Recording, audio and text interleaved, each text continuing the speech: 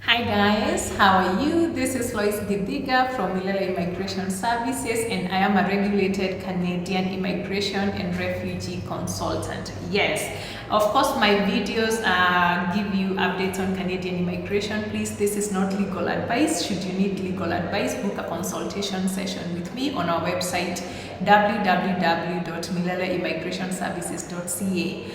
Now, I've come back from my break because my emails are not resting. Lois.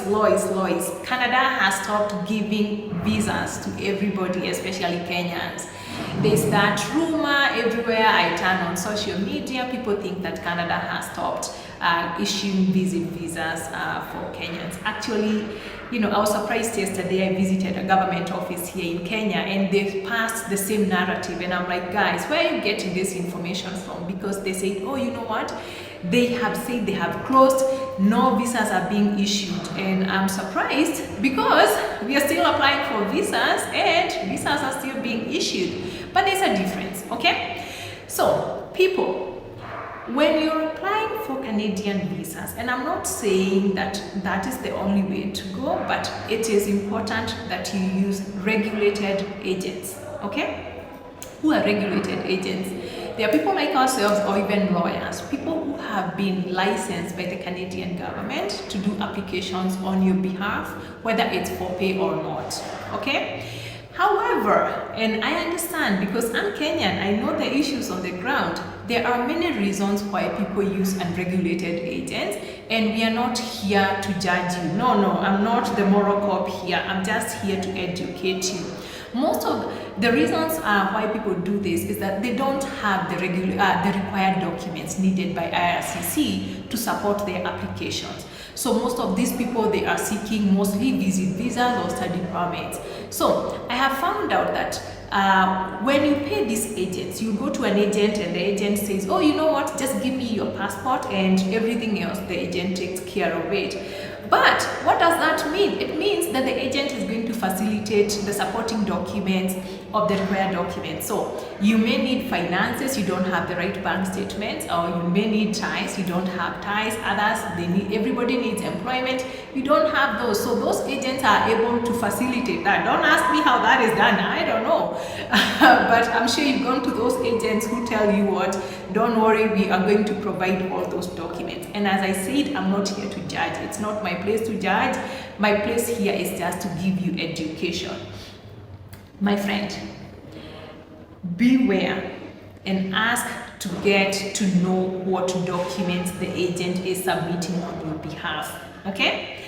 If possible, talk to the agent, get a copy of these documents, and of course you're committing fraud at that point.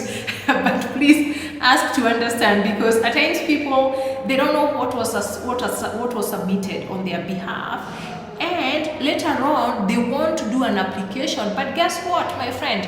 Canadian immigration already has a record. Maybe you are even denied. They have a record of you, and now you're doing the right application, maybe even with a different person, and now you have conflicting information. Your information is not consistent. The first application said you are married, you have children, and all of a sudden now when you apply with the right documents, you say you are single and you're not declaring whether you're divorced or not. Do you see? And that is why a lot of you are being caught with misrepresentations. Okay? Using those fake documents, the bank statements, the ties, the supporting documents, the invitation letters. I am seeing cases because people come to me and they want me to get their immigration files from immigration, and we are surprised, including some of you, you're surprised when you see the details that were submitted on your behalf, okay? And because I deal with many of them, at times I'm seeing the same invitation letter across so many applications. So that some of these agents, they use the same invitation letter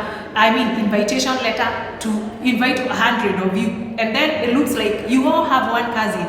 People, you have one cousin who is inviting you, and then immigration is catching you because apparently you are all invited by Lois Gidiga and you're all claiming to be cousins. How many cousins can Lois Gidiga have, right? Or the same bank statement is replicated across many applications, just different names but the same transactions. Unfortunately, you know, that those are some of the issues I am seeing. And if I'm seeing those issues and I don't even deal with so many files, can you imagine what a visa officer is seeing when they are adjudicating all these applications, but they see the same title deeds from Muranga, from Thika, you know, from wherever. It's the same title deed that all of you own. People, what's happening? As I said, I'm not here to judge you guys, but it's high time you became responsible and understood what an agent is doing for you, okay? Now, what has happened when now all these issues are arising? IRCC is doing a crackdown because they have realized that there are those agents who are doing that. And as I said, I know desperate times call for desperate measures. There's a reason you're going there. But now if you're caught with those details, you're going to be caught with a misrepresentation. Unfortunately, if you're caught with a misrepresentation, you will be banned. And that has happened. So many people have been banned. So many visas have been revoked. And unfortunately, just to tell you, that is one of the reasons why people here are claiming that Canada is not issuing visas. Okay? Canada is still issuing visas that are done or submitted legitimately, using legitimate documents, supporting documents, right documents that belong to you, and they don't belong to the whole world. Okay, people? So the visas have been cancelled, but they were cancelled because of the crackdown. Otherwise, we are doing visa applications.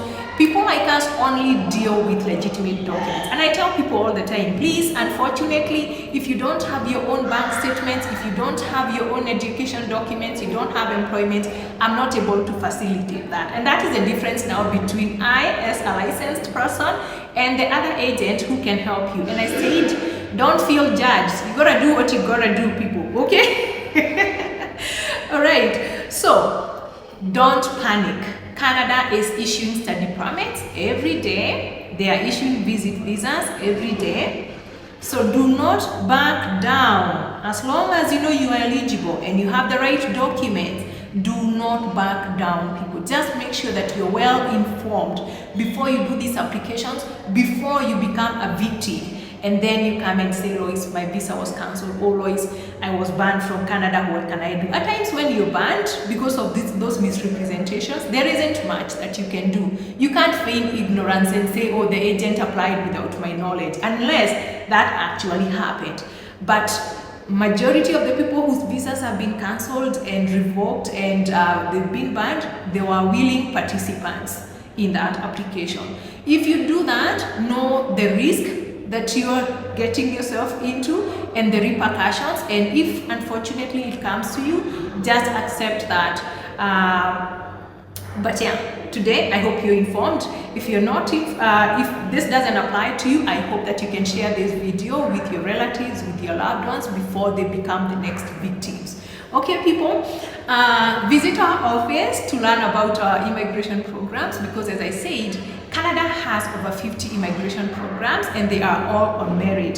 So usually it's not what me or another agent tells you that they can do for you. No, we can't really do much for you.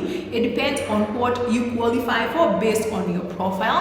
Hence the need to always do a consultation. People, you are paying agents 1 million Kenya shillings, 600,000 Kenya shillings, a lot of money without even understanding what it is you're getting into. Some of you even have the right money, you don't need fake documents. You could actually become successful with your right documents without necessarily putting yourselves in jeopardy and maybe even exposing yourselves to misrepresentation. So please, book a consultation. It's a small fee to have peace of mind and know what it is you're getting yourself into, because the moment you submit an application to immigration, that is a permanent record. And that permanent record will be viewed by other countries, other partner countries with Canada, that is US, UK, Australia, and New Zealand. So you want to reduce your immigration refusal footprint as much as possible. Do things right, guys, okay? Anyway, visas are not cancelled. Kenyans can still go to Canada. Africans can still go to Canada. Study permits, they are getting approved. Visas are getting approved. We also have the other immigration programs. Stop backing down, okay? Do not back down. Do things the right way for good chances of success. So hopefully I will see you soon. Please subscribe to our channel, check us out on other social platforms, and keep it here. I'll be giving, I have lots and lots and lots of updates to bring to you. So thank you so much and have a good day. See you next time.